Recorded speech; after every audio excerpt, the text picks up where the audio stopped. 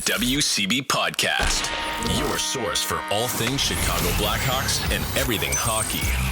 With your host, Jerome and Tanner. Let's do it. Jerome and Tanner. All right, it's another edition of the WCB Podcast. It's Jerome, it's Tanner. What's up, bud? Nothing much, man. It's All-Star weekend coming up, so we only had 2 games, and everybody else is still playing, but I don't. Yeah, it was so weird. Like, it was, I get the fantasy, and it was like, oh, don't forget to set your lineup, and I'm like, there's no games. Then I looked, and I was like, oh no, shit, there's a couple games here and there. there's So games going on tonight. yeah, I don't understand it. I don't get this whole this week off for the Blackhawks. Like, makes no sense to me. But yeah, so like you said, 2 games happened. There was some drama in one of those games for the dumbest fucking reason, and it is not even involving the game. It's involving social commenters about, what their opinion of the game or what the Edmonton Oilers did, blah, blah, blah. But I think we have to start with the probably the biggest news of the week is Blackhawks legend and Hockey Hall of Famer Bobby Hull passed away at the age of 84 on Monday, correct? Now I'm like, my whole days are all messed up. Monday, yep. Yeah, it was on Monday. Yeah, it passed away at 84. Truly, I mean, I know it's gonna sound bad. It's crazy to think that he outlived Mikita and Esposito, given his drinking lifestyle. And Oh yeah, knew exactly what. Dude, people back in the day were built way differently. Holy like they shit. chain smoking and drinking, living till like 90, and just flipping everybody off. That's basically what it was. And his legacy in the game is just absolutely unreal. Like, I did a little reel on it because one of the coolest collections I think I have in my collections is the Bobby Hull autograph stick. And it was it was his stick that he used.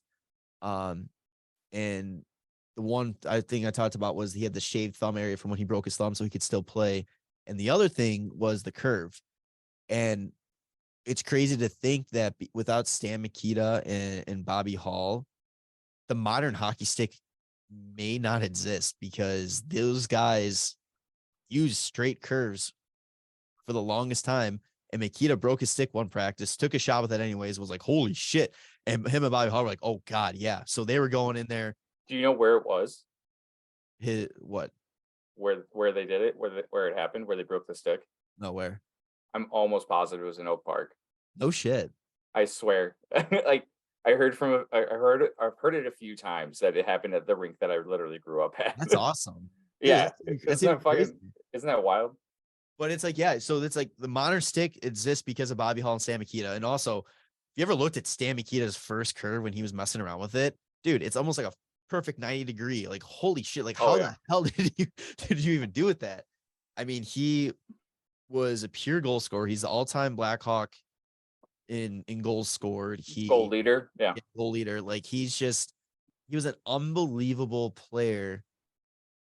And also, what else he did for the game too, it was, I think the story was when he jumped over to the WHA to play with the Jets, it was because of a contract dispute or something about money, and it kind of really kickstart the movement of these teams paying players what they were worth. Yeah. And getting them the fair pay and all that kind of stuff. And so it's like there's 2 major factors of the game of hockey that it can go back to a credit to Bobby Hull. And obviously, demons in the closet. There's bad stories. Yeah. And I mean, it's also, again, it's no secret. Everybody's heard stories about Bobby Hull's past, whether it was domestic violence and some comments that he's made that made him seem pro Hitler and some Kanye-esque comments. He was Kanye before Kanye was around, so Kanye was actually going Bobby. And the crazy thing is to like say things like that without social media around. Like, it was like you have to go out of your way to make those statements. Like, Jesus, it was like a Russian newspaper that heard him and was like, "Oh shit!" And they contacted a Toronto newspaper and were like, "Oh wow," he said.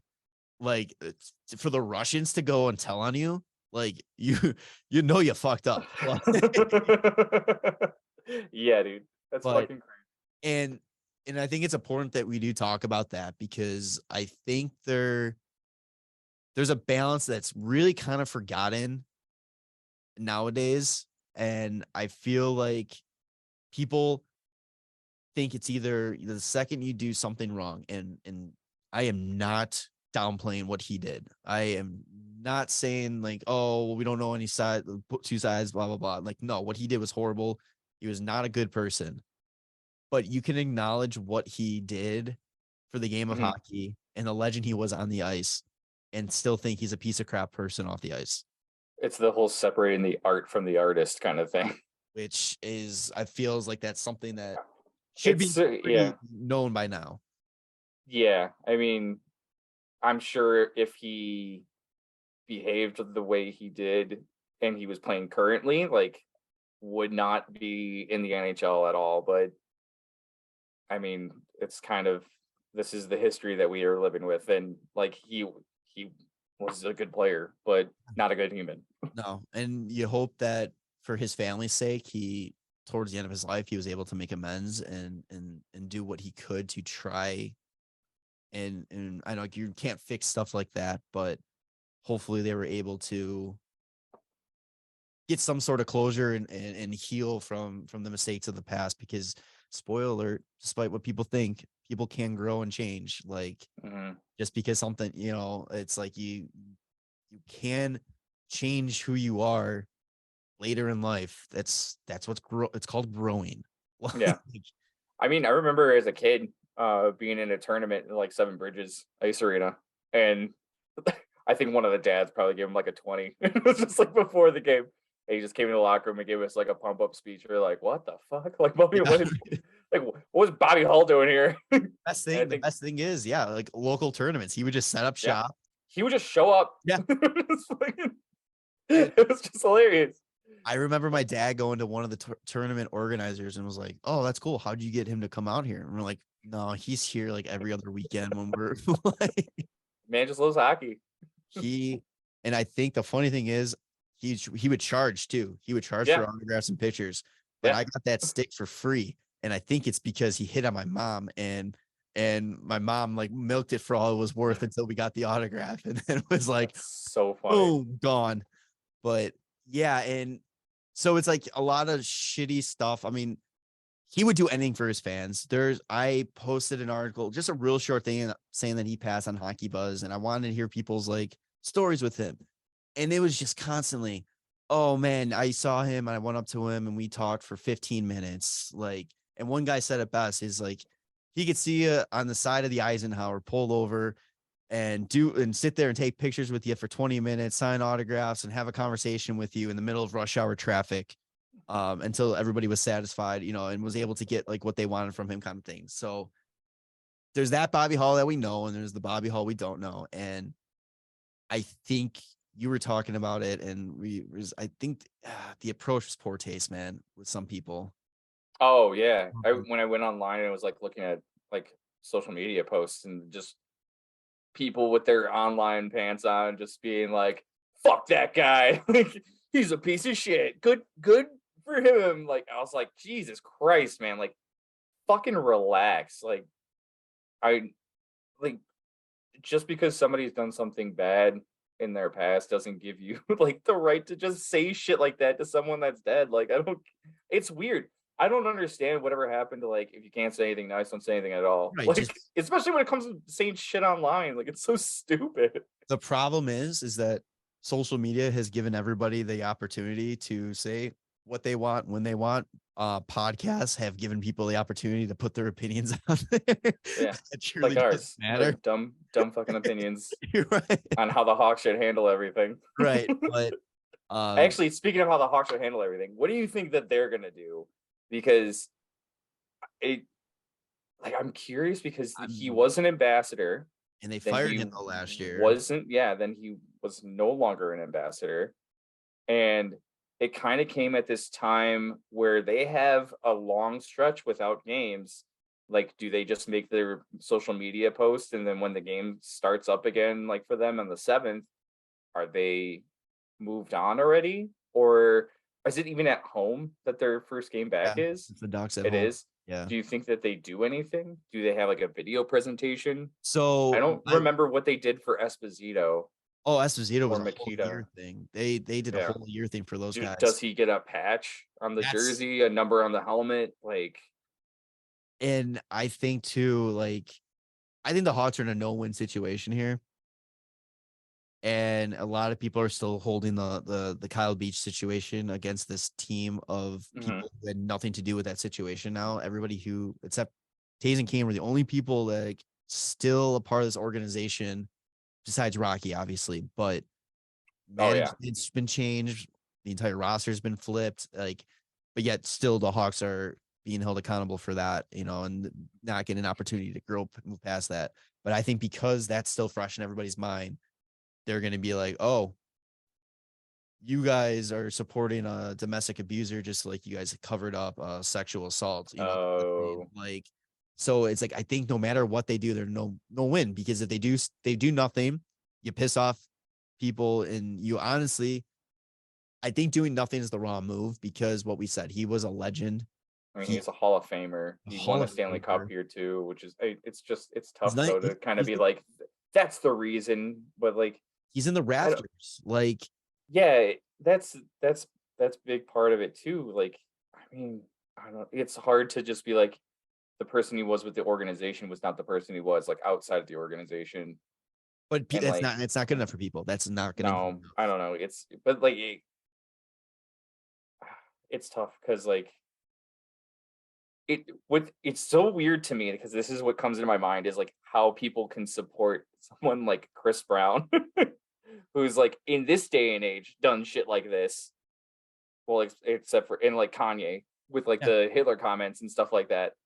But like they're gonna lose their shit over this older guy that like was a part of this generation of like really fucked up people I that was gonna like say, thought yeah, it was okay to do all this shit, it's a product and they're of gonna his really generation. hate this person so much. And it's just like, yeah, man, it's tough to kind of, I don't know, like you're gonna get like the older generation of people that are like know Bobby Hall of like the player that he was on the ice and how he's like the one of the greatest goal scorers, especially for the Blackhawks. When you look, And if you don't honor him, then it's kind of like, why? I've been a Hawks fan my entire life. Why wouldn't you honor somebody that was so huge for the organization? yeah, like you think Blackhawk hockey, and you talk about old school Blackhawk hockey, and one of the first names that come to mind, it's either Hall, Makita, or Esposito.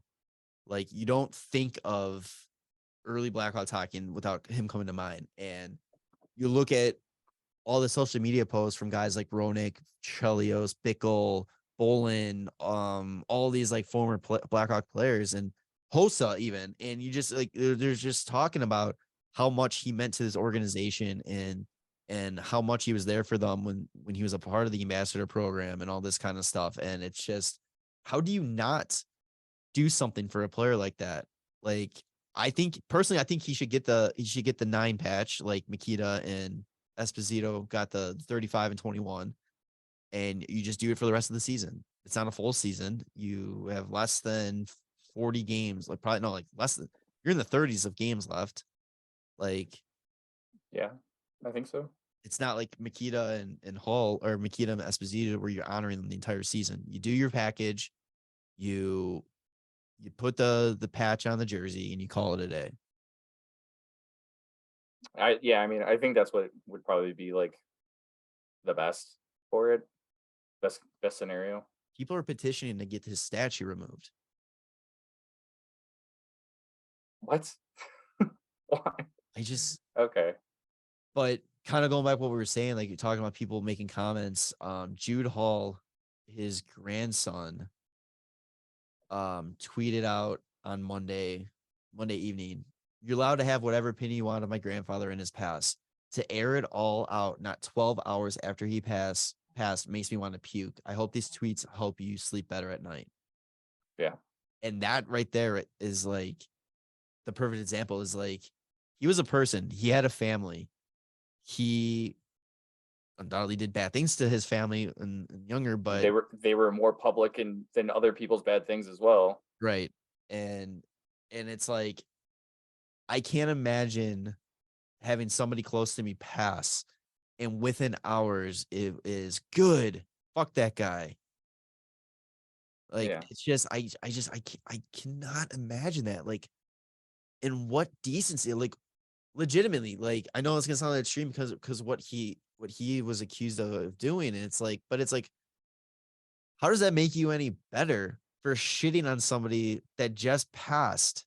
You Mhm. know, thinking you are the right person, you are the hero of this story for shit talking a dead man less than 24 hours before he passed. That's fucked to me. That's fucked. You said it That's on really you start saying it on Tuesday. Awesome. Scott Powers, Lazarus, they all put stuff out right away, and the way they worded their like tweets and stuff like that. I'm like, come on, guys. Like, you can't wait one day to put that kind of stuff out. I got a text from my dad on that day. He's like, "Hey, like, did you hear Bobby Hull passed?" And I was just like, "Yeah, like it sucks, and just wish he was like a better person." That was it. That's all I Yeah. said. Yeah. And it's just like that's just in private. Like, you can talk shit in private, but Yeah, like these people are exactly. putting it out into the fucking ether of like everybody can see what you're saying. It's so insane to me that like that stuff that like people are comfortable with saying out loud. It's like that doesn't make you like you said, like that doesn't make you better. Yeah. Like that, like you seem like a shitty fucking person too. Right. Yeah. Like, I don't know. But rest in peace, Golden Jet. Um,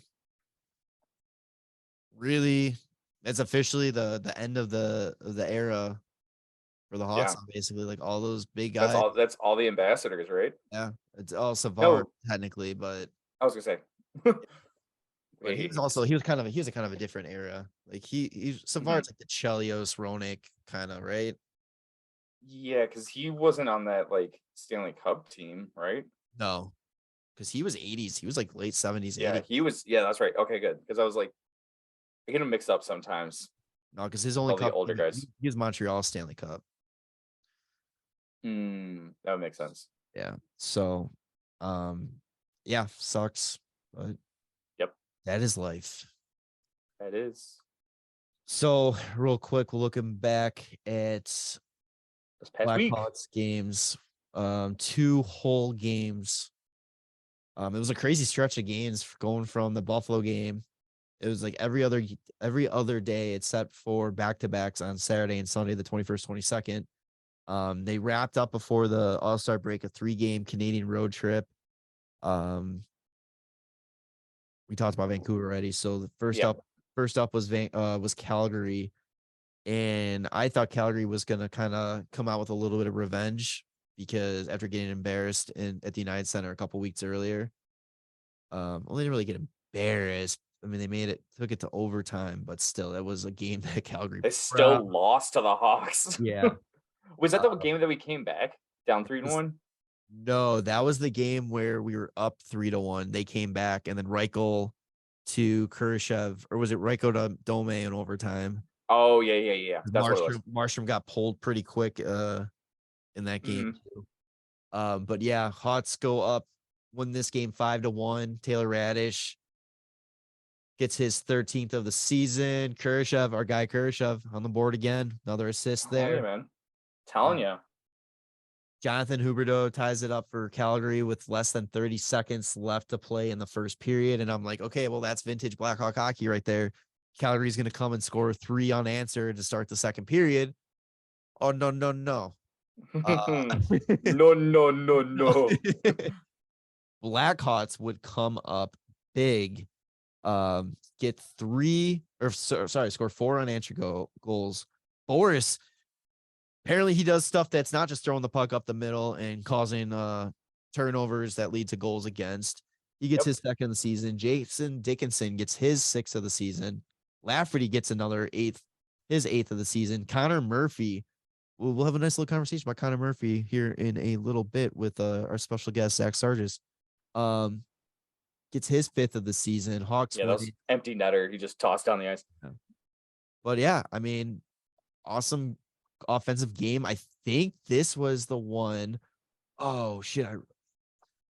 Fuck, it was so long I forgot. But I think it was like 11 of the 12 players on the Yeah. Hawks offensively got on the board. The only one was Reese Johnson was the only one that didn't. And I think it was almost every defenseman too got a point. There was like 17 or 16 of the 18 players or something like that. Like it was a nice game. Everybody around. Let's see. Oh no, only 3 defensemen didn't get points. Seth Jones, Jake McCabe, Four. and Jack Johnson. Oh, Caleb Jones. Fuck Caleb. Yeah. Only Um, 2 defensemen got points, but it was 11 of the 12 forwards. which is awesome. I mean, it's nice kind of seeing like because you're that's what any offense coming forward for this team after the trade deadline, potentially. It's going to come from all over. There's not going to be like a single person that's going to be leading the charge. You're going to have to get points from everybody. So it's good to see, especially those third line, fourth line guys get on the board, those energy guys. Yeah. I mean, it was Kachuka's his first game as a first multi-point game in his career. And then Luke Philp actually got his first point on that Kachuk goal. That one.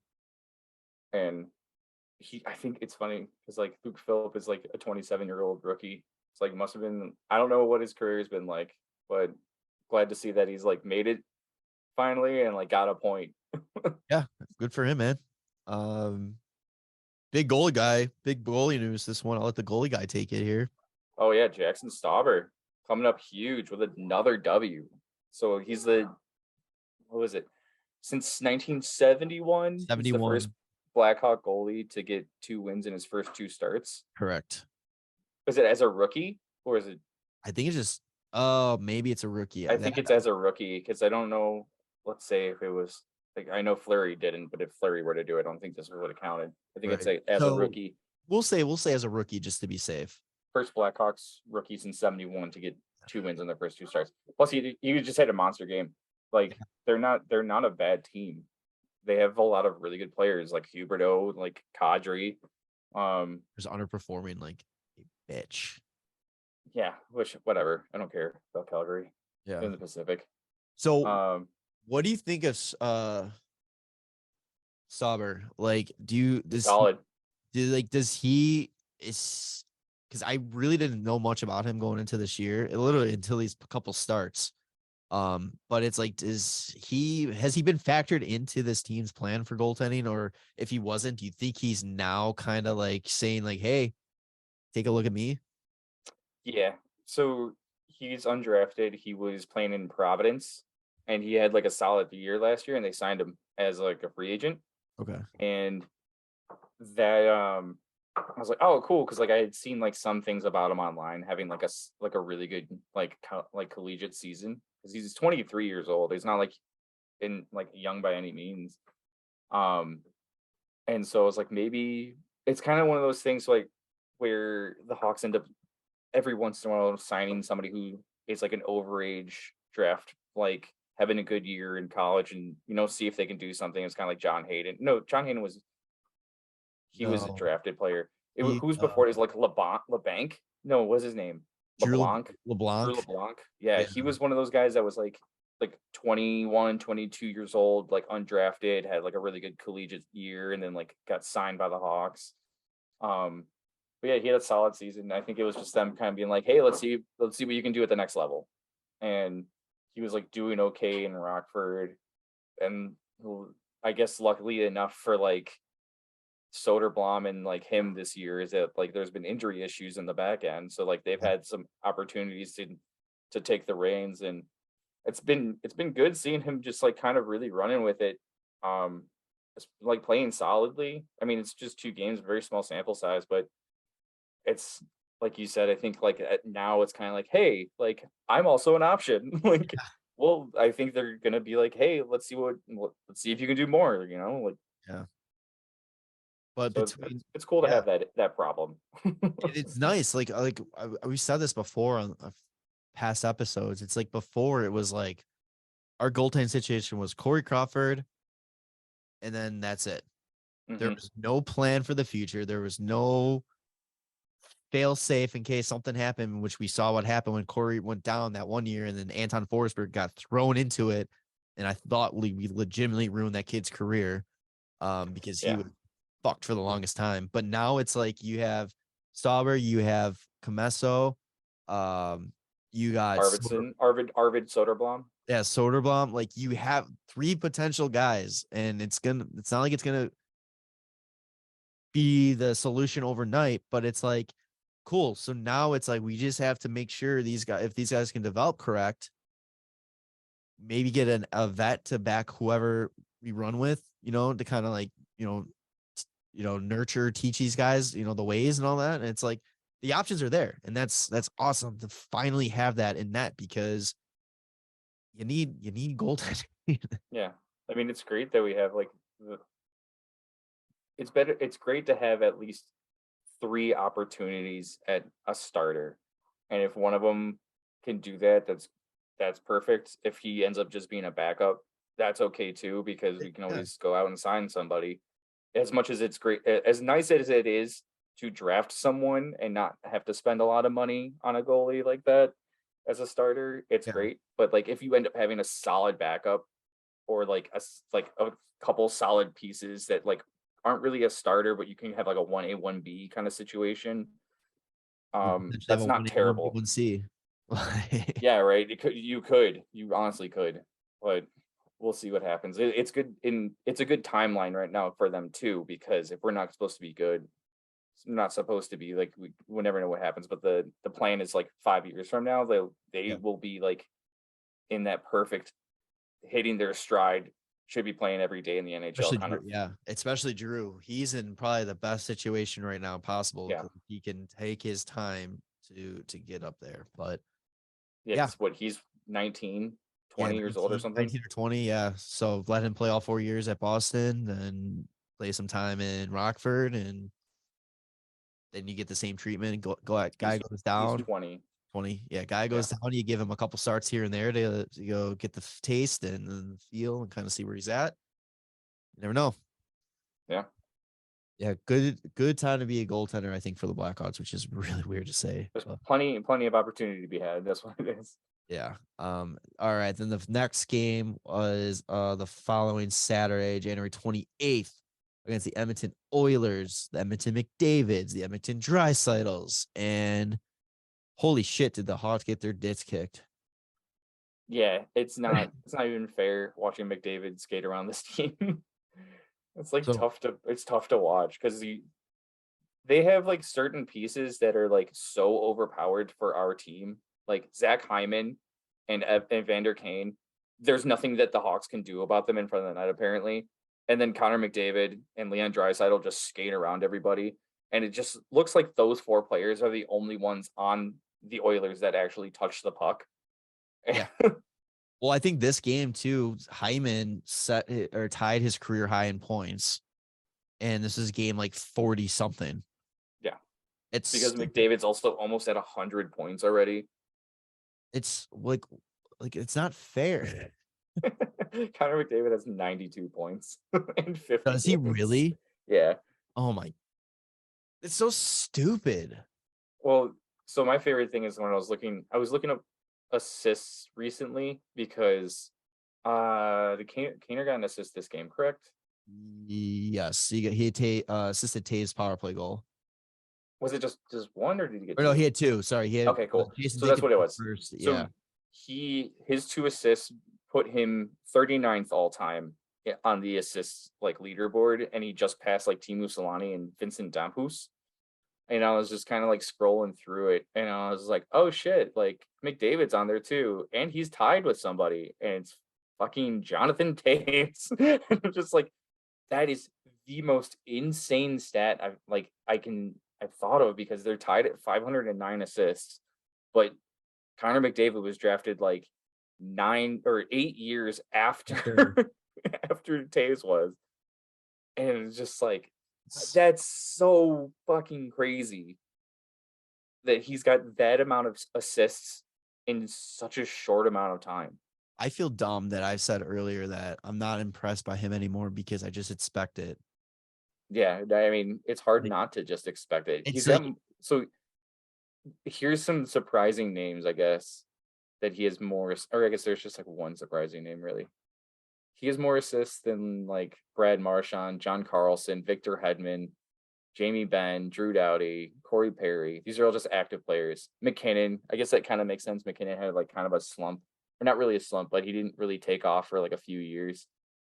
Huberdeau, Ryan O'Reilly, Zach Parise, Johnny Gaudreau. Johnny Gaudreau's not that surprising though. Falling off, man. Yeah, it's crazy. He's got to be like the youngest player on this like top 250 like leaderboard. What's the number at right now for him career? 509. 109. And I think what's even more insane is that I don't think he still won't come near Gretzky Well, level. the other thing too is kind of funny is like when we talk about Ovechkin and how he could have had more goals at this point because of the shortened seasons. It's like McDavid's already had 2 shortened seasons too. True.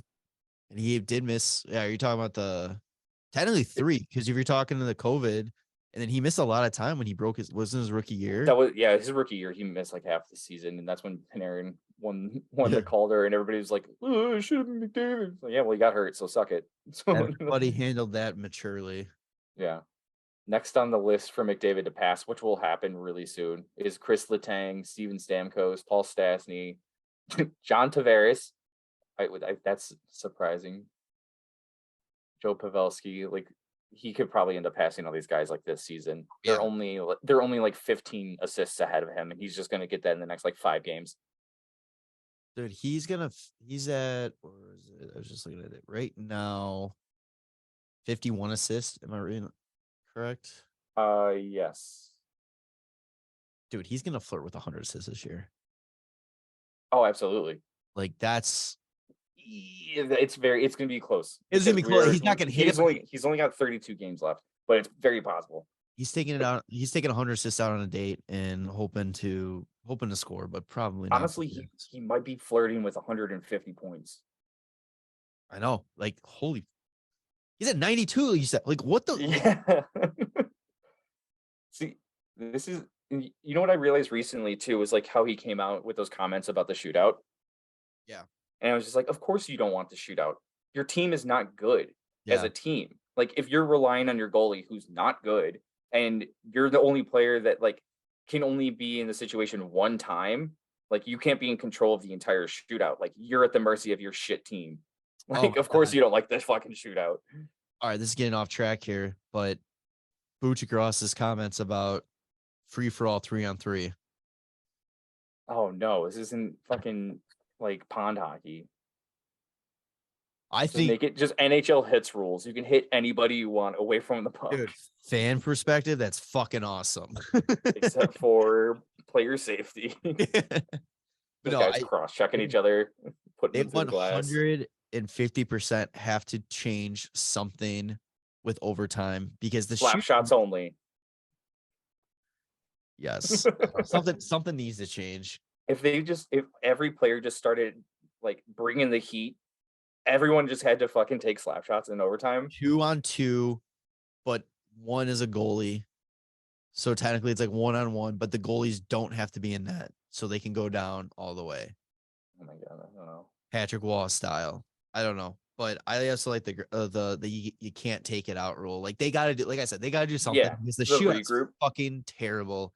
And what do you do? You if you take it out, like delay of game? Yeah.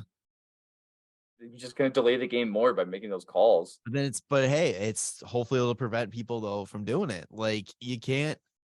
It's got to be like they need to find a way to settle these games in overtime and not go to a fucking skills competition. Yeah, maybe if you like the second you bring it into the zone, you can't take it past the red line or something. That's what it is. Yeah. Oh, I thought it was just like you can't bring it back out of the zone. No, it's like you can't go past center ice, I think, because a lot of people will go back to regroup at center ice. Like you can't and like get a change. Yeah. You got to do that or something where it's like penalty shot if you do it or something, or that I don't know, that would delay more time. I mean, that's like, even like if you're trying to eliminate the shootout, you're fucking just doing you're right. 1-on-0. You're right. Fuck that. No. Delay game.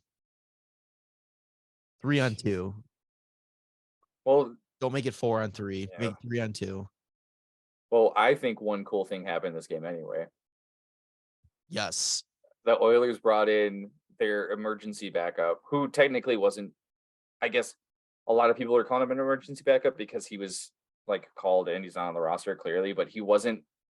He was on the bench. like the whole game. Like he was there was signed to a they only amateur tryout. he signed a contract. It wasn't like one He signed a goalie went PTO. He signed a down and PTO. yeah, he was an ATO, which I don't know what that means. Yeah, but But yeah, he wasn't like in the crowd like a normal EBUG would be. He was already signed. He was backing up for real. So I think that's part of the reason why he was able to go in, because he was technically on the score sheet as the backup. yeah, So it was cool. I thought it was cool. And then yeah. people Matt, online are like, it's so disrespectful. It's like, who fucking cares? They're winning 7-3. Like, it's 2.5 minutes. If it's disrespectful and the Hawks are disrespected, go score 4 fucking goals on them in 2.5 yeah. minutes. Like, it's not that hard, right? Like, He got one shot against and he saved it. yeah. So Matt Berlin goes down in hockey history. Like, he's up there. Like, I know it's still not Scott Foster level, but still, like, that's fucking, it's unreal. Like, Dave Aries and all that kind of stuff. Like, it's kind of the coolest thing in professional sports, the fact that like you could have somebody who is not a roster player yeah, be on the ice with professionals. there was like a tweet or something I saw, and it was just like, fucking EBUG and hockey is the greatest thing in the world, because it's like, Yeah. oh, professional athlete gets hurt. What do? Oh, you take the random guy standing in the stands, you put him in that position, and he has to play. Awesome. And then somebody's like, I would love to see other sports take that approach. Like, in baseball, ninth inning, instead of the first pitch, you have the last pitch, and it's like, bases are loaded, 3-2 count, one run game. Here comes Dane DeVito for the last pitch. Say, here comes Jerry from the auto parts store coming. Yeah, like, it's just like, it's like you can't have another sport do that, and it's fucking like. Well, it's the craziest thing too is the fact that it's the goalie position. Like like you have to score goals to win, and they're like, let's just toss some guy in there to block the shots. And it's like they can shoot harder than ever in the history of the NHL. And it's just like, let's just get this guy in here. Luckily, and then that person's like, yeah, okay, sounds good. Luckily, the guys, they have this, they tend to practice with the team, so it's like they get some experience of taking those shots.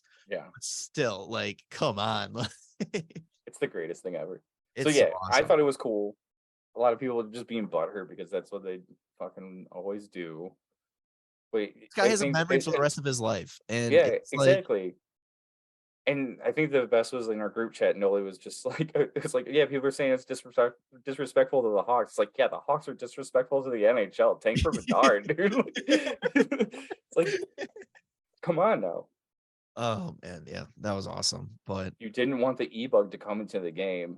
Don't have the game be so out of hand. Like, you don't be down with 4 goals going into the last 2 minutes. Like, the funny thing is too, is that it's not like Oilers are running away with a playoff position. Like, they're in a fight for a playoff spot. Yeah. And they felt so confident that they can put in an amateur guy in net against you. Well, I think it was cool though that it was the player's idea. It was McDavid's idea. Yeah.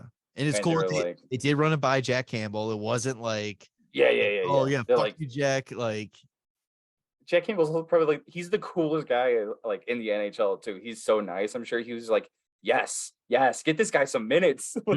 I can see him being like, oh man, if he wants to start, like, go ahead, let him start. Like, let him take it. It'll make me look better in the long run. So maybe. I love it. I love it. That was awesome. I fucking love hockey. Yeah. All right, last thing I got, NHL or Blackhawks talk will be 3 stars of the week from the 26th up until the All-Star break. Yes. 3rd star, Patrick Kane. Yes, I agree. 3 assists. He had 3 assists. And like I said, he's 39th all time on the assist leaderboard now, just past Timo Solani and Vincent Damphousse. Fucking showtime, baby. Heartbreaker. Let's go. 2nd star, Taylor Radish. Was 2 goals and an assist. Yep, 3 points, baby. Fucking love him. Fucking love him. And 1st star, since we kind of gave him the shaft on his first career win. His second win was, I think, better. Jaxson Stauber. Well, it's hard to say that it was better. I feel like he played better, but his first win was against St. Louis, so that's always fucking great too. That is very true. 3 stars of the week there. Do you have anything Blackhawks related? No. We're just gonna keep hearing more and more like trade talk rumors, but like we talk about it a little bit with Sarge, but I'm curious to see if like I kind of brought up the fact that like McCabe and Murphy are like the same player, but like McCabe's been getting a lot of like trade talk. And Yeah. I'm wondering why like maybe there's not so much about Murphy. They're literally the same fucking player, just one's left-handed and one's right-handed. So we'll see. Speaking of Sarge, we are going to toss it over to him right now. All right, so now we are joined today by Mr. Are You Gonna Get Him on the Pod himself? If you have ever seen any of our posts on Instagram, this guy right here is always commenting, Are you gonna get him on the pod? And we got him, so it's a big day. Welcome to the show, good buddy Zach Sargis. Sarge, how are you doing, man? Doing pretty good. Thanks, Jerem. That's so funny. I remember like posting all those comments. It was like when podcasting was getting big. You guys were on like the forefront of it. So it's awesome to be here. You guys been crushing it, obviously. So yeah, I'm doing well. How are you guys? Doing great. Good. Yeah. Join nice little break in hockey action here. But yeah, so part of the reason we want to have you on here is because in the past year or so, you started up your own like hockey training, right? The TNP Hockey. How did that get going for you, and how's that going for you? Not going too bad. I feel like it's kind of like any project you try to start up. Like there's always like growing pains and trying to figure things out. But it was pretty funny. My buddy / partner, I don't know what you want to call him, who I started with, Ivan.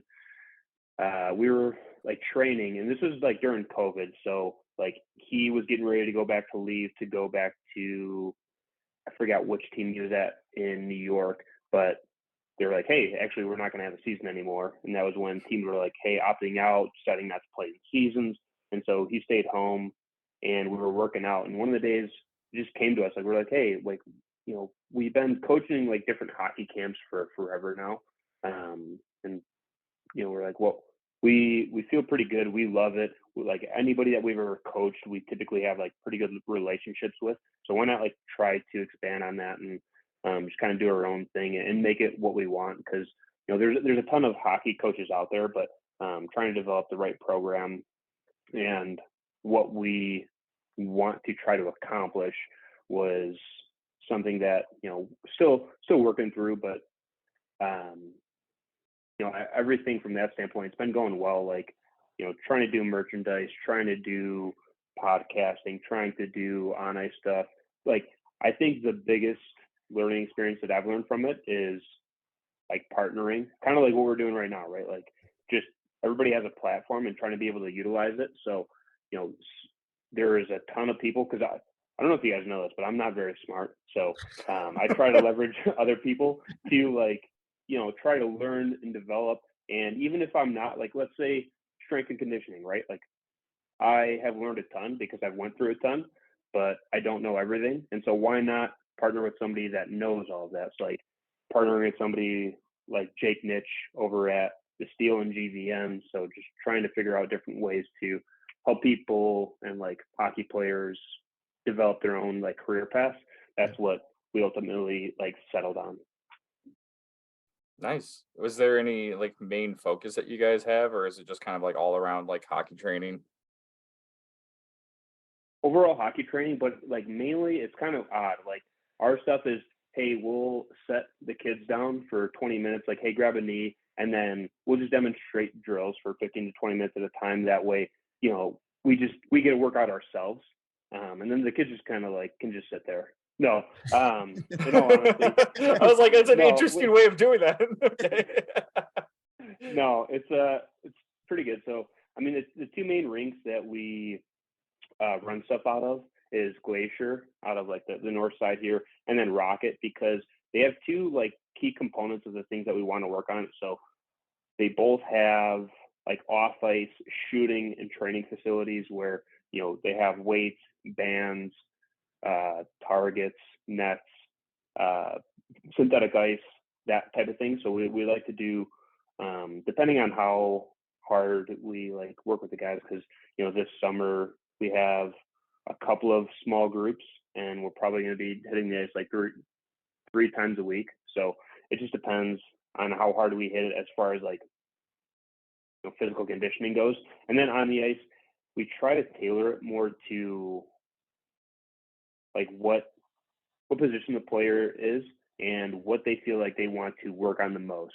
So, myself, Ivan, Garrett, I'll start with myself and Garrett. Like, we've been coaching defensive hockey camps for 10 years now. So we feel like that is a pretty strong suit of how we want to help kids. And then same with Ivan. I mean, obviously he's playing defense right now in the coast and in the AHL. And so that's kind of our niche, I guess, if you'd call it.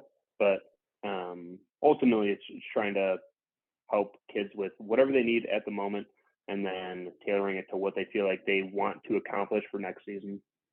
That's awesome. Do you have like a target age group that you guys focus on, or is it kind of just whoever approaches you guys are taking them in? Yeah, ultimately like 2 to 3 years old, like that's our sweet spot. Like if they can skate, that's the best thing like for us ultimately. No, I would say right now we're at like the 14 to 17, 18 range. Obviously, as we're starting to like progress, we're realizing that we want to target like more of younger kids. That way there's more of like a relationship that you can develop, and then you can obviously like see the progression of what they need to work on longer, as opposed to, all right, hey, they're already in their last year of Bantams, they're already going into midgets. At that point, like the summers are the key piece to like try to change things around.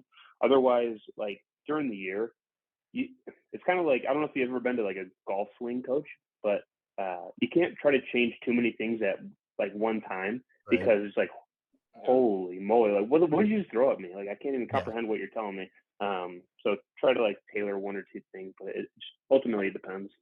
Pretty much just kind of like get them while they're younger, so it's easier to mold them into like more, if it's a defensive focus, it's like easier to like get them going in that direction rather than have them switch whatever they're doing into like something else. Yeah, I would say that's pretty spot on.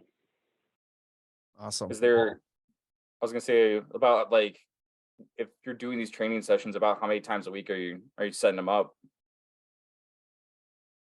Are you saying like per kid, or are they all coming in, or what? I was gonna say, are they all coming in at one time, or are you just doing it like in larger groups, or is it like certain days they come in like different groups of kids?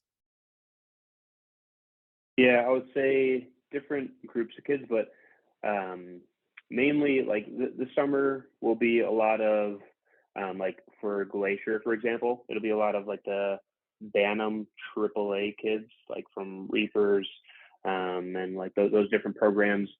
And then, I have a relationship with the Sabres, which is Naperville. So that's a lot of like the Pee Wee Bantams. And typically I would say if somebody's going to do like a one-on-one session, based on, like what we charge and the focus of it, that's like, once, maybe twice a week. But if it's a small group thing, we'll go, three times a week.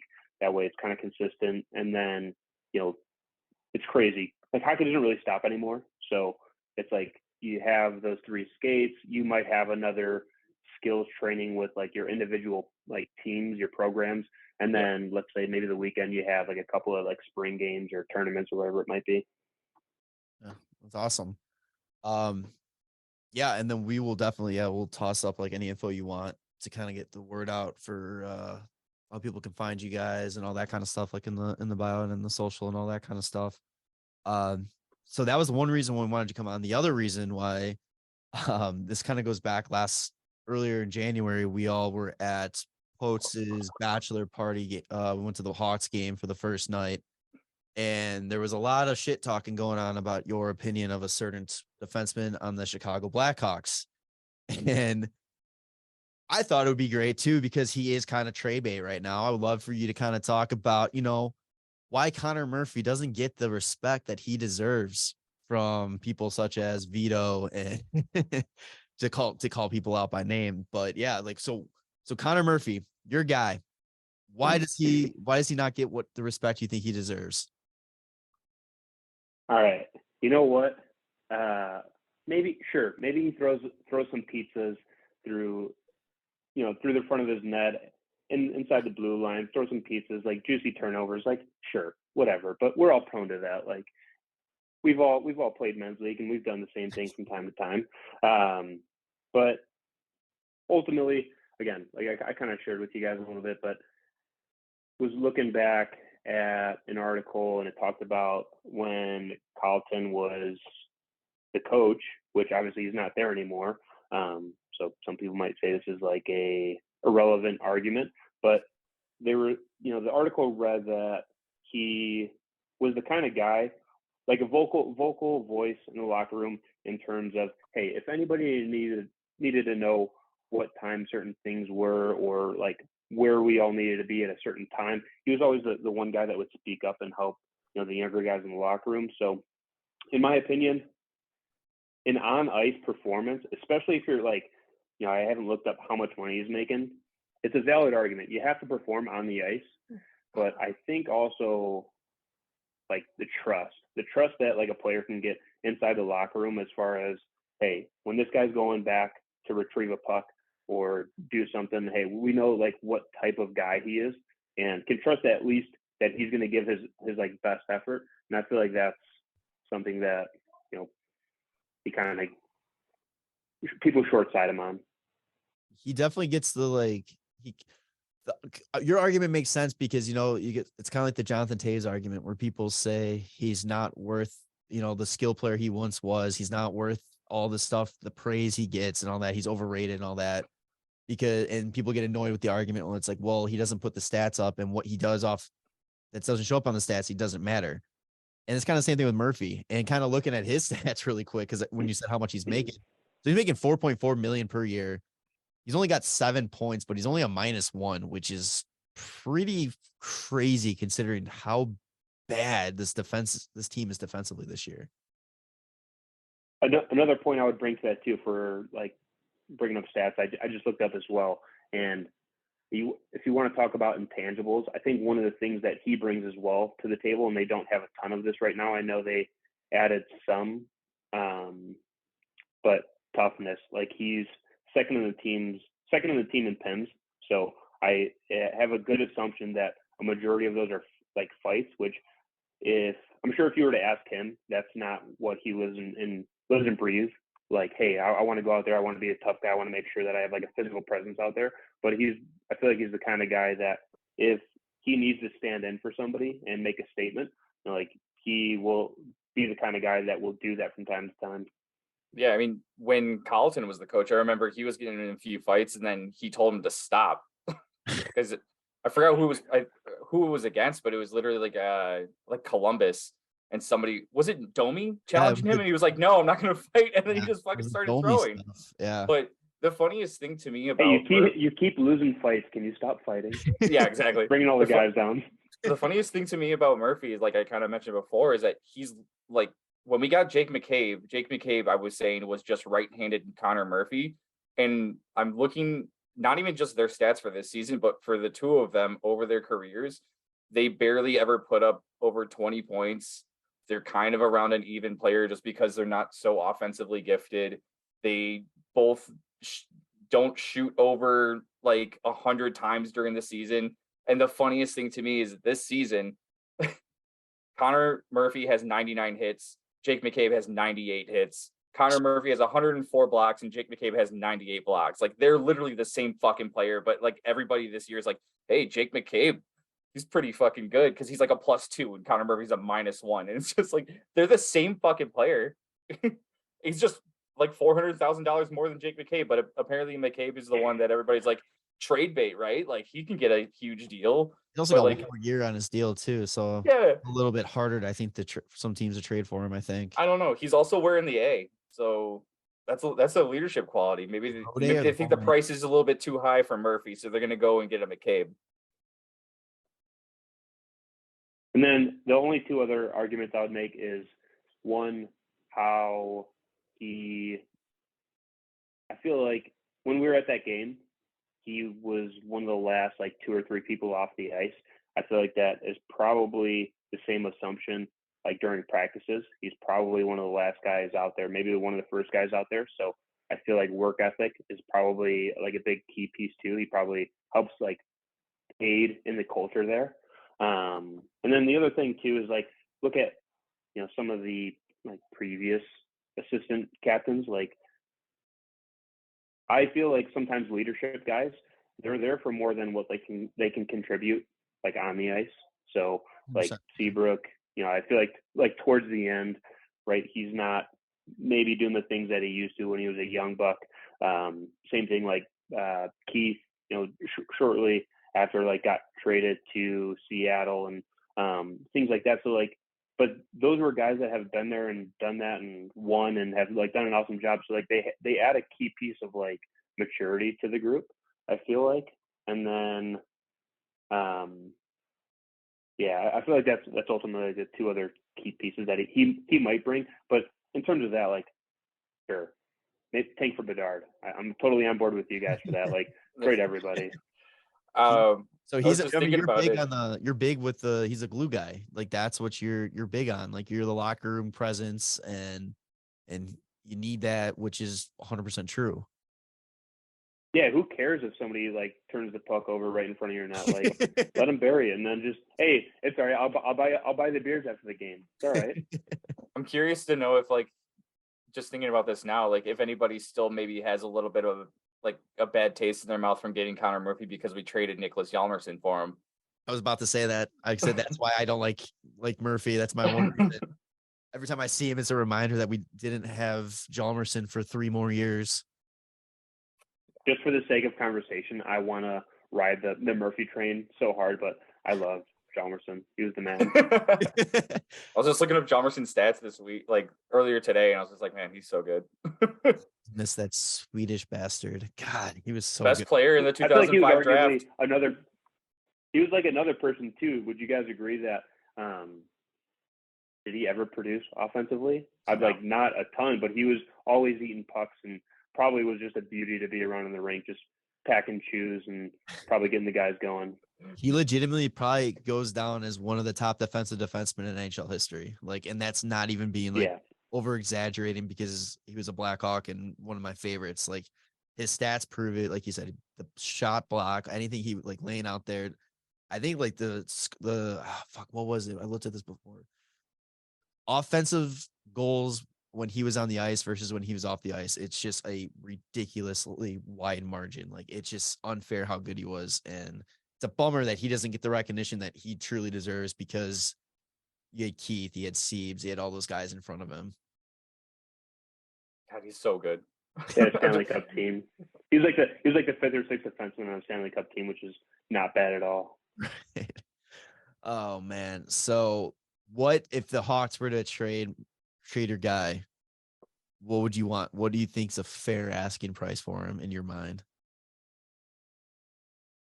You're asking something way over the qualifications of my brain. Bo Horvat. Oh, Horvat. Okay. You got a pretty sick return.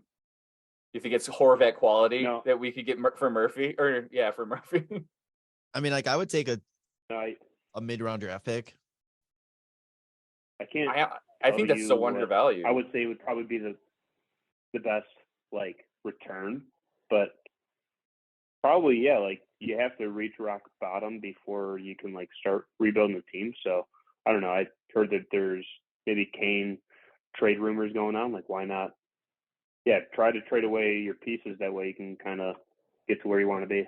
Exactly. All right, Sargi, before we let you go, first time guest, so we got to ask you the classic question that we ask all our guests. Your all-time favorite hockey memory, whether it be something from playing, something from watching, just a memory that you love from hockey. It was funny. We just talked about Hjalmarsson. Bring up a clip. I want to say it was during one of the Stanley Cup runs. I don't remember exactly what it was, but Hjalmarsson did something silly, like just hoisted it high to the far blue line from the D zone and right on Kane's stick. And Kane goes in, scores a sick goal. And his first like response, I think he was either mic'd up or you could like read on his lips. He was like, "Fucking right, Hammer." And I was like, "That's awesome." Like, just you're on this run. Somebody that probably doesn't get a ton of praise does something super simple, like just gets the puck out of the zone, lucky bounce right on his stick to the one of the best like American players in the world. Like, just buries him. He's like, "Hey, good fucking play, big guy." That's awesome. Yeah. All right. Sorry, dude. Thank you so much for hopping on. Where can people find more about like all your stuff, social tags and all that kind of stuff? Yeah, just anywhere, Instagram, Twitter, I don't know, just where all the young bucks go to like get entertainment on their phones. At TNP Hockey, so the next prospect hockey. If you want to check it out on Instagram, all those other different things. But yeah, if you want to go check it out, that's where we are. Awesome. Thank you so much, Sarge, for hopping on. Yeah, we'll do this again sometime for sure. Thanks, bud. Thanks, guys. Talk to you soon. All right. Thanks again to Sarge for making it on the show. I will always love him for is he coming on the pod comments on any single hockey post I ever put. Great. Yeah, make sure you follow his TNP Hockey on Instagram, social media, where all these, what do you say, the young bucks are at nowadays. Yeah. Cool stuff. I always love seeing good hockey players take their skill to try to like push it, to the next generation. So share their skill and knowledge. Yeah. Good, Sargi. All right, so let's move on to NHL talk here. First up, we got to do it. I forgot to make a post yesterday about it. But player and team of the month for January. I was telling you about it, and then I never fucking looked at teams. I'll go first. Yeah. So my player of the month is Vitek Vanacek because he played 8 games and he had 8 wins with a .932 save percentage and a 2.07 goals against average. That's stupid. Yeah, and like I don't know. I kind of assumed that like Jersey would slow down a bit. No, like they're still playing really well. They're right there. Like, I'm happy too. Like there was a team that they're like, I always feel like every year they make just enough moves. It's like literally that Geico commercial with the old guy with the dollar, and he's like, "Oh, I got to be quicker than that." It's like like, and it's just like New Jersey's like, "Oh, you just got to be a little bit quicker," and it's finally coming together for them. And my player of the month is a big reason for that with Jack Hughes. Yeah, he's 13 had a great month. 13 games played, 13 goals, 10 assists for 23 points. Like, holy shit. He is finally like we've known he's good, but he's been knock on wood, he's been healthy this year. He's been able to be out there and really show his skill, and he's just having this is coming out party this year. And I think this is going to be it was postponed from last year, so that's why this year is so big. It's going to be a lot of fun watching this kid for the years to come, for sure. I think it's so funny.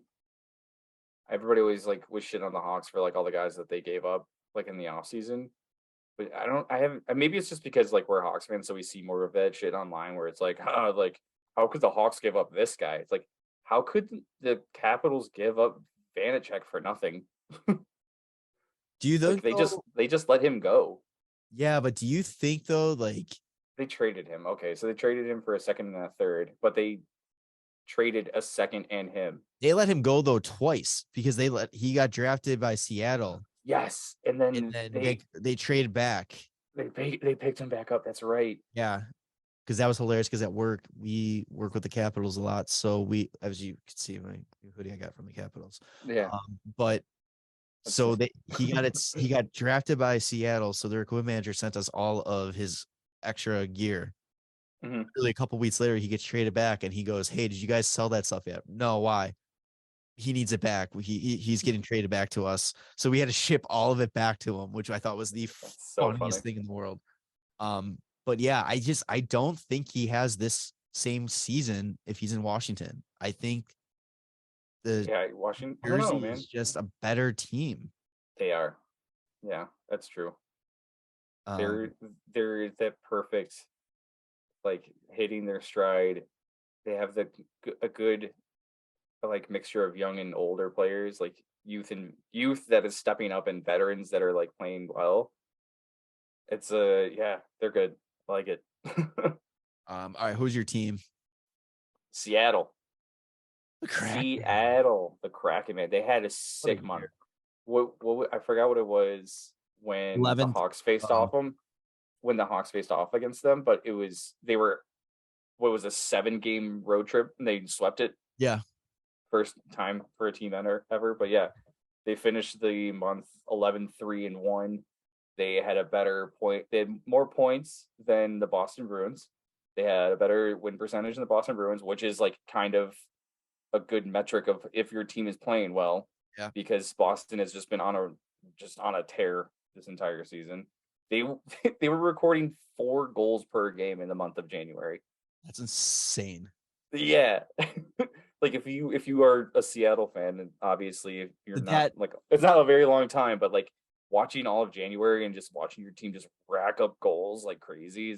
I mean, 8 against the Hawks, and like I forgot who they played the week before, but it was 8 against them too. I was gonna say that their numbers were kind of juiced a little bit because of the Hawks. Let's be honest here. Yeah, maybe. All right, my team for January is, if you're going based on points, you gotta go Boston, but fuck Boston. I'm actually gonna go with the New Jersey Devils. I know. I'm surprised you didn't say the Blackhawks. 7-6. Dude, I was thinking like that's insane that they had a winning record in January. Yeah, it's not good. You got to cut that shit out. Like, come on. But no, New Jersey, 13 games, 9-2-2, 769 points percentage. Like, oh yeah, they had the best points percentage. Yeah, like they're a fucking problem, man. Like, that's a good thing. Yeah, I like that in a good way. Like they're a team that's gonna surprise a lot of people right now too. They're 8-1-1 in their last 10. Dude, so is Carolina. They're on a 6-game win streak, Carolina. Jesus Christ. Eastern Conference is so good. The Eastern Conference is just so fucking good. Yeah. And it got even better because Bo Horvat just got traded to the Islanders. Yes, he did. Islanders who are not in the playoffs.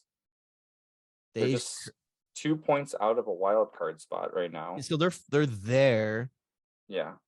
But is that really the difference maker right there? I think it's a big like acquire that they got. Acquisition. Yeah, man. I could not think of the word. I couldn't think of the way the word works. Hear him with the big word for once. That's kind of scary. But yeah, no, Horvat's having an insane season because he's already at like 30 goals. Oh shit! I didn't realize. I thought his numbers were down because of that. He's got 31 goals, 23 assists. Oh yeah, that's gonna be big. So him on a line with who knows? Like, let me see what they have as the depth chart on Cap Friendly. They have Horvat on the first line. Oh, they moved Barzal to the wing. Oh God, Casey Cizic is on the left side. That's really weird. But Brock Nelson, Palmieri, and Lee on the second line. Rise, Peugeot, Bailey. Are they only going 11 forwards? What the hell? Okay.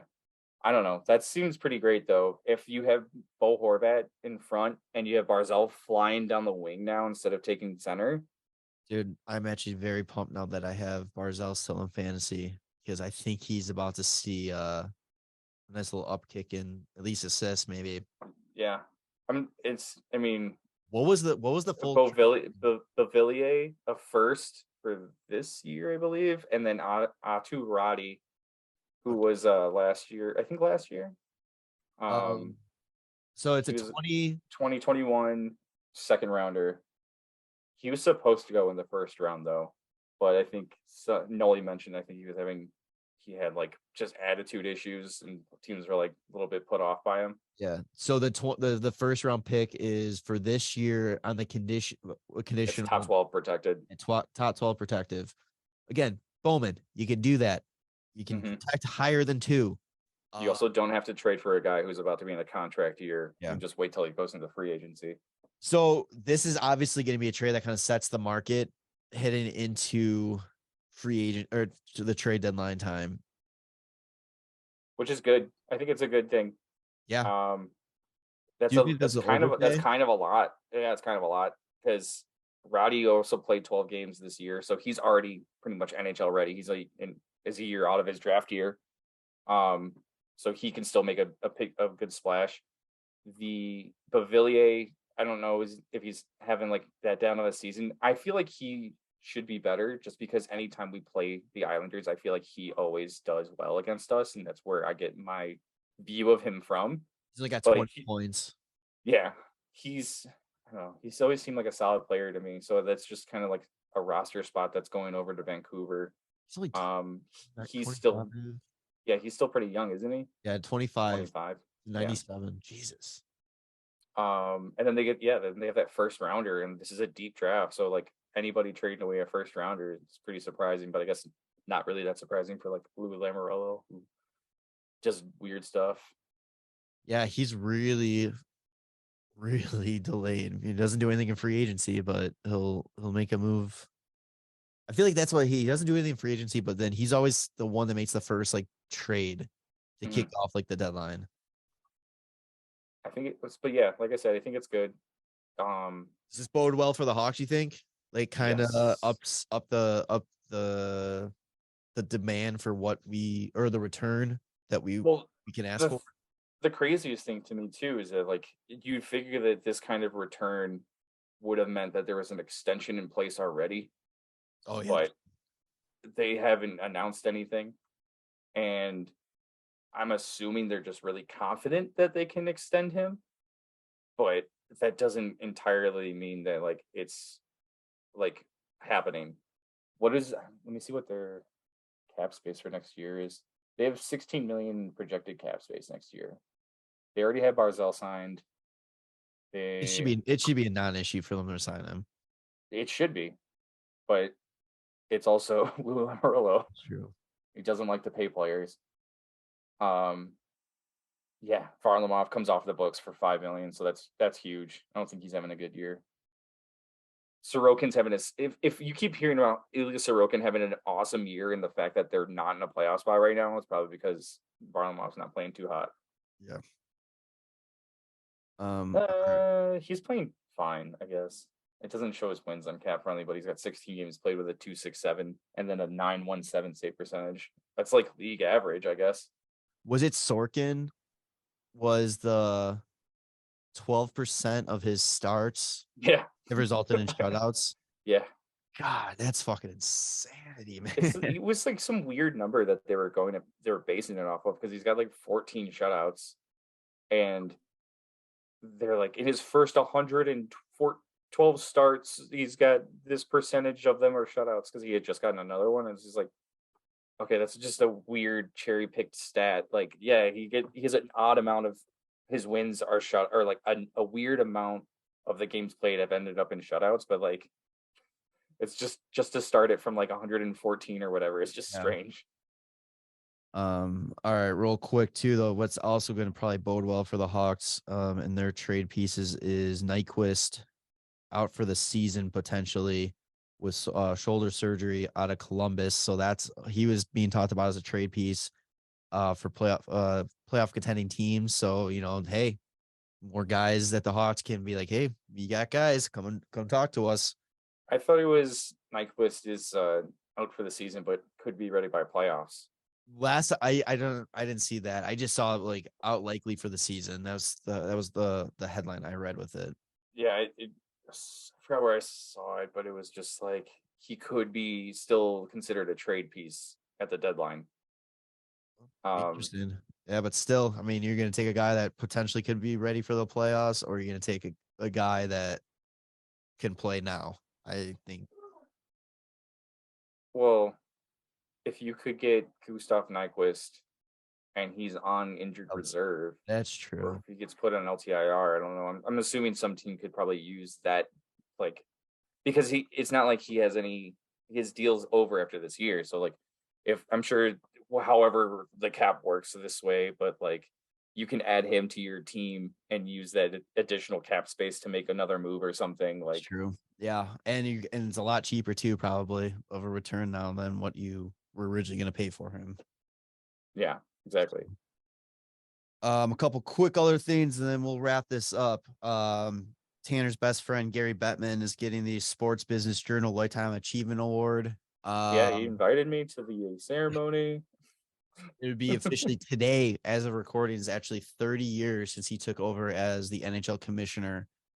And I mean, say what you will about him. I mean, I know a lot of people got a negative viewpoint of him because of all the lockouts under his watch, but I mean, he has done a lot to grow the game. And I mean, who honestly likes the commissioner of whatever league they really are a fan of anyway? Yeah. If they're not there to be liked by like the fans, really, they kind of are there to. It's if they're not liked by anybody, then they're probably doing their job right. Like, you know, as long as the games are on TV, which they're not always on TV, but at the end of the day, they work for the owners. They got to do what's best for the owners and trying to push out the best product that they can, you know, and I think that they have been doing that, especially with the way that the rules have changed, you know, like player safety. You're not seeing the clutching and grabbing kind of hockey that we saw in the 90s and 80s and stuff. And you're getting these players to like really shine with skill and speed, and it's way more exciting, I think. Yeah. I was watching on Hulu, they have like, you can watch like old NHL games and clips and stuff. And I put on like a 1980s All-Star game, and they're still clutching and grabbing in the All-Star game. And I know. like, oh my God. They were ruthless, man. It's like, buddy, like, this is ridiculous. Another quick thing, speaking of viewership in Hulu, NHL viewership is down 22% in the US this season to an average of 373,000 viewers on ESPN and TNT. We can go a deep discussion about trying to figure out what's going on with that. But my initial reaction is I feel like it's not on TV as much as it was with NBC. And I feel like the ESPN deal is more streaming, and it's like the ESPN Plus / Hulu exclusive game type of thing. So it's like, yeah, you're making it harder for people to watch the product. Of course, viewership's going to go down. Yeah, I mean, being able to stream the games has been clutch for me since I don't live in Chicago and can't like watch Comcast Sportsnet. So like it's been a great time for that switch to kind of happen. But I can see how, like, I don't know what days like ESPN even has NHL on. I couldn't tell you. Yeah. I just know Wednesdays are like TNT. Yeah. But the other thing is I'm curious to know if once NFL is over, like, is that viewership going to go up at all? Because like, are they going to televise more games or? But the NFL really isn't TNT, is ESPN. Yeah, but I feel like ESPN still covers a lot of TNT is mostly NBA. That's the problem. So they have so much NBA games going on. I think they play NBA games like 3 or 4 nights a week. And at ESPN I just always thought that was a dumb move to go back to ESPN. I think they like their streaming options. I think that was the deal, but I didn't think that they were going to get a fair shot on the ESPN channel as a whole. But also, I guess this kind of leads into the last thing I want to talk about real quick. All-Star Weekend is coming up. I don't know what channel it's on. Is it TNT? Is it ESPN? I have no idea. And it's like for the longest time, they were like, when they were announcing the All-Star team, they didn't say who, like when the actual weekend was or when the game actually was. Like, I have no clue. It's on ESPN Plus and ABC. ABC, okay. And so ESPN Plus. That's probably the bigger issue here is that NHL doesn't know how to fucking market their shit. Oh, yeah, I don't know. I was gonna say, speaking of the All-Star Weekend, real quick, going back to Bo Horvat, he was the All-Star for Vancouver. Yeah. Has it come out like what's gonna happen for that? I don't think so. I think maybe he's just gonna still play for the Pacific. John Scott, he just has to wear the Pacific logo. The Pacific. Like, yeah, probably. Because like it's not fair to him to already be an All-Star and just have that taken away. Yeah. But then it's also not fair to the Pacific to like lose a player and have him just play like in the Metro or whatever. That'd be really funny if they just gained him as a player and Pacific lost him as a player, so they're down one. Yeah, I don't know, but that'd be so. Do you care about All-Star Weekend, or is it kind of? I'm kind of excited. I always grew up like enjoying watching the All-Star game, and I like how they try and switch up and have like some events based off of like the area. Yeah. Like the skills competition I always think is just really cool just because like the guys are having a fun time. Just a bunch of dudes I'll try to watch it if possible. Yeah. I'm excited to see like you said, the area specific events. Like I like the jerseys are cool. Yeah, the jerseys are fucking awesome. I pumped to see the golf and hockey hybrid event and all that in the All-Star game. So yeah, I think will be interesting. All right, so we'll wrap this one up here, episode 211. What do you want to call it? Oh no. I want to go back to all our episodes when I tell you to ask you what we should call it and just clip fucker. Oh fuck. Is it would it be inappropriate, do you think, to just be like Bobby Hull, like R.I.P? Yeah. R.I.P. Bobby Hull. Parenthesis, please still listen. Or just like R.I.P. number 9. Let's do R.I.P. number 9. Yeah. Number 9. All right. So episode 211, R.I.P. number 9. For Jeremy and Tanner, to make sure to check us out on Spotify, YouTube, Apple Podcasts. Subscribe to us all there. 5-star reviews on Apple Podcasts and Spotify. Subscribe to the YouTube, thumbs up the video, share it with everybody. Social media at WCB Podcast, and we will see you on the next one. All right. Love, boys. Bye.